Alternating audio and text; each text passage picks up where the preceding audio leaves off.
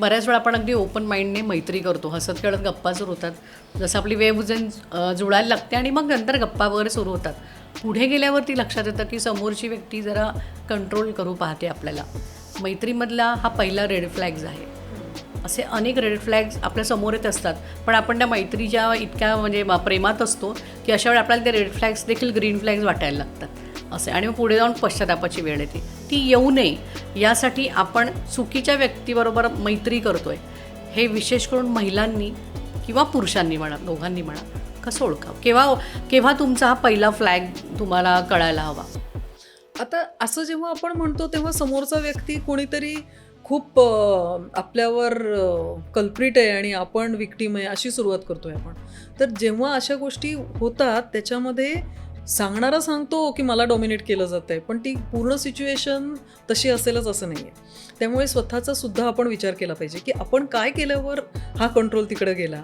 तुम्ही जर सांगत असाल मला नाही कळत आहे कोणती नोकरी करायची आणि तू सांग ती नोकरी करतो, आपण आपल्या आयुष्याचा कंट्रोल देतो का?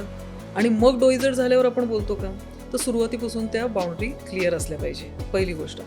दुसरी गोष्ट म्हणजे कोणताही रेड फ्लॅग दिसला की लगेच तोडायची गरज नसते. रेड फ्लॅगला एवढं का घाबरतो आपण? रेड फ्लॅग खाली उतरवून आपल्याला त्या नात्यामध्ये काम करता येतं.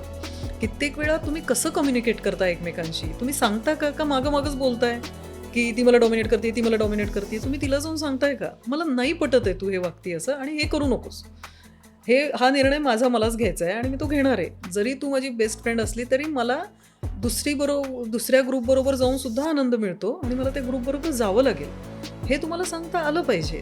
तुम्हाला काय पाहिजे हे तुम्ही सांगणार नाही आणि तुम्ही मागं जाऊन असं म्हणाल की मी किती विक्टीम आहे, तर तो प्रश्न सुटतील कसे? फक्त रेड फ्लॅग दिसला की म्हणजे फ्लॅग डाऊन आणि मग एंड असं करायची काहीच गरज नाही. कित्येक ठिकाणी काय होतं की सगळे प्रश्न तुम्हाला बसून बोलून सुटतच असतात असं नाहीये. संपूर्ण व्हिडिओ पाहण्यासाठी ओनली मानिनी चॅनलला जरूर भेट द्या.